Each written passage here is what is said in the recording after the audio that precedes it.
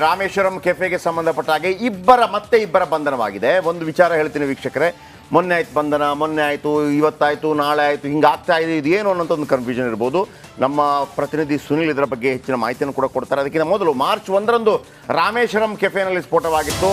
ಮುಸಾವಿರ್ Hussain ಶಾಜಿದ್ bomb ಇಟ್ಟಿದ್ದ ಅನ್ನುವಂಥ ಸ್ಫೋಟಕ ಮಾಹಿತಿ ಬಂದಿತ್ತು. ಸ್ಫೋಟದ ಬಳಿಕ ಎಸ್ಕೇಪ್ ಆಗಿದ್ದ ಶಂಕಿತ ಉಗ್ರರು ತುಮಕೂರು, ಬಳ್ಳಾರಿ, ಕಲಬುರಗಿ ಮಾರ್ಗವಾಗಿ ಎಸ್ಕೇಪ್ ಆಗಿದ್ದಾರೆ. ಕಲಬುರಗಿಯಿಂದ ನೆಲ್ಲೂರು ತಲುಪಿದ್ದ ಶಂಕಿತರು ಬೇರೆ ಬೇರೆ ಮಾರ್ಗವಾಗಿ ಪಶ್ಚಿಮ ಬಂಗಾಳ ತಲುಪಿದ್ರು. ಪ್ರಕರಣದ ತನಿಖೆ ನಡೆಸ್ತಾ ಇದ್ದ NIA ಅಧಿಕಾರಿಗಳು ತೆಲಂಗಾಣದ CISL ಕೇಂದ್ರ ಗುಪ್ತಚರ ಇಲಾಖೆಯಿಂದ ತನಿಖೆ ಆಗುತ್ತೆ. ಅಂತಿಮವಾಗಿ ಪಶ್ಚಿಮ ಬಂಗಾಳದಲ್ಲಿ ಇಬ್ಬರ ಬಂಧನವಾಗುತ್ತೆ. ಇದೀಗ ಮತ್ತಿಬ್ಬರ ಬಂಧನವಾಗಿದೆ. ಬೇರೆ ಬೇರೆ ಮಾರ್ಗವಾಗಿ ಪಶ್ಚಿಮ ಬಂಗಾಳ ತಲುಪಿದ್ರು ಅನ್ನುವಂಥದ್ದು. ಹಾಗಿದ್ದರೆ ಇಲ್ಲಿ ತನಕ ಎಷ್ಟು ಜನ ಬಂಧನ ಆಯಿತು? ಆಮೇಲೆ ತುಂಬ ಕನ್ಫ್ಯೂಸಿಂಗ್ ಥರ ಇದೆ. ಅಂದರೆ ಸಾಮಾನ್ಯವಾಗಿ ಈ ಕ್ರೈಮ್ ರಿಪೋರ್ಟರ್ಗಳಿಗೆ ಅರ್ಥ ಆಗುತ್ತೆ, ಜನಸಾಮಾನ್ಯರಿಗೆ ಏನಪ್ಪ ಇದು, ಮೊನ್ನೆ 4 ಜನರನ್ನು ಬಂಧನ ಮಾಡಿದರು, ಇವತ್ತು 4 ಜನ ಬಂಧನ ಮಾಡಿದರು, ಆಮೇಲೆ ಪರಪ್ಪನ ಅಗ್ರಹಾರ ಜೈಲೊಳಗೆ ಹೋದರು, ಅಲ್ಲಿ ಅಟ್ಯಾಕ್ ಮಾಡಿದರು, ಏನು ಕತೆ, ಈಗ ಇಬ್ಬರು ಯಾರಿದು, ಇಂಥದ್ದೆಲ್ಲ ಬಂದೇ ಬರುತ್ತೆ ಅಲ್ವಾ? ಸೊ ಈಗ ಮತ್ತಿಬ್ಬರು ಬಂಧನ ಆಗಿದ್ದಾರೆ ಅಂತೇಳಿ ನಮ್ಮ ಸುನಿಲ್ ನಮ್ಮೊಂದಿಗೆ ನೇರ ಸಂಪರ್ಕದಲ್ಲಿ. ಸುನಿಲ್, ಒಂದಂತೂ ನನ್ನ ಕನ್ಫ್ಯೂಷನ್ ಹೇಳ್ಬಿಡ್ತೀನಿ, ಜನಸಾಮಾನ್ಯರಿಗೆ ಇನ್ನೆಷ್ಟು ಕನ್ಫ್ಯೂಷನ್ ಆಗ್ಬೋದು ಗೊತ್ತಿಲ್ಲ ನನಗೆ. ಎಷ್ಟು ಜನರಲ್ಲಿ ಬಂಧನ ಆಗ್ತಾ ಇರೋದು? ಮೊನ್ನೆ ಇಬ್ಬರು ಹಿಡಿದ್ರು, ಇನ್ನಿಬ್ಬರು ಹಿಡಿದು ಎಷ್ಟು ಜನ ಆಯಿತು ಬಂಧನ? ಒಂದು ನಂಬರ್ 1. ಎರಡನೇದಾಗಿ ಇವತ್ತಿನ ಬಂಧನದ ವಿಶೇಷತೆ ಏನು? ನಂಬರ್ 2. ನಂಬರ್ 3, ಪರಪ್ಪನ ಅಗ್ರಹಾರ ಇಲ್ಲೆಲ್ಲ ಹೋಗಿ ಸರ್ಚ್ ಎಲ್ಲ ಮಾಡ್ತಾ ಇದ್ರಲ್ಲ, ಕೊನೆಗೂ ಎಲ್ಲರ ಬಂಧನ ಆಯ್ತಾ, ಇನ್ನೂ ಬಂಧನ ಇರತ್ತಾ? ಒಂದು ಸ್ವಲ್ಪ ಕ್ಲಾರಿಟಿ ಕೊಡಿ ನಮ್ಮ ಜನರಿಗೆ. ಎಸ್ ಜಯಪ್ರಕಾಶ್, ರಾಮೇಶ್ವರ ಕೆಫೆ ಸ್ಫೋಟಕ್ಕೆ ಸಂಬಂಧಪಟ್ಟಂತೆ ಪಶ್ಚಿಮ ಬಂಗಾಳದಲ್ಲಿ ಇಬ್ಬರನ್ನು ಅರೆಸ್ಟ್ ಮಾಡಿರುವಂಥವರು ಇಡೀ ಕೇಸ್ನ ಪ್ರಮುಖ ಆರೋಪಿಗಳು. ಒಟ್ಟಾರೆ ಈ ಪ್ರಕರಣಕ್ಕೆ ಸಂಬಂಧಪಟ್ಟಂತೆ ಈಗ ಅರೆಸ್ಟ್ ಆಗಿರುವಂಥವರ ಸಂಖ್ಯೆ 4. ಇದರಲ್ಲಿ ಡೀಟೇಲ್ ಆಗಿ ಹೇಳ್ತಾ ಹೋದರೆ, ಈ ಕೆಫೆ ಹತ್ರ ಬಂದು ಒಳಗಡೆ ಬಂದು ಬಾಂಬ್ ಇಟ್ಟಂಥವನು ಮುಸಾವಿರ್ ಹುಸೇನ್ ಶಾಜಿದ್ ಅನ್ನುವಂಥವನು. ಈತ ತೀರ್ಥಹಳ್ಳಿ ಮೂಲದವನು. ಈತನ ಜೊತೆಗೆ ಇದನ್ನು ಎಕ್ಸಿಕ್ಯೂಟ್ ಮಾಡೋದಕ್ಕೆ ಹೆಲ್ಪ್ ಮಾಡಿದಂಥ ವ್ಯಕ್ತಿ ಅಬ್ದುಲ್ ಮತೀನ್ ತಾಹಾ. ಈತ ಕೂಡ ಕಳೆದ 4 ವರ್ಷಗಳಿಂದ ತಲೆಮರೆಸ್ಕೊಂಡಿರುವಂಥವ್ರು.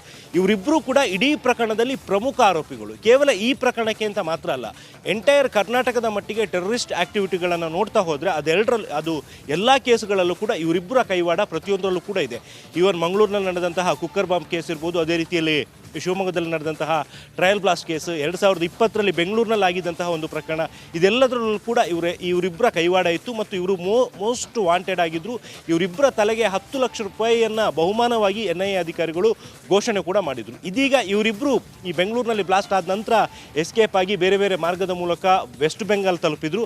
ಅಲ್ಲಿ ಇವರಿಬ್ಬರನ್ನ ಬಂಧನ ಮಾಡಲಾಗಿದೆ ಅನ್ನುವಂಥದ್ದು ಮಾಹಿತಿ ಸಿಕ್ಕಿರುವಂಥದ್ದು.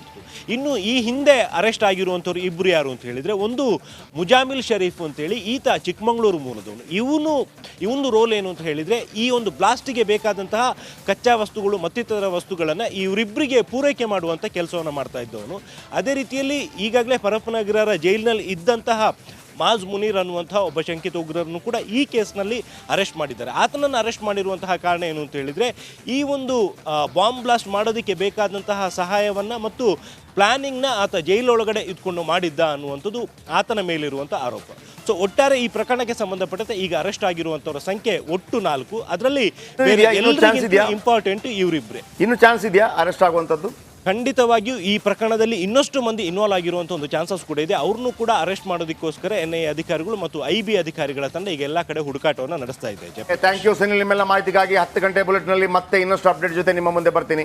ಒಟ್ಟು 4 ಜನರ ಬಂಧನವಾಗಿದೆ.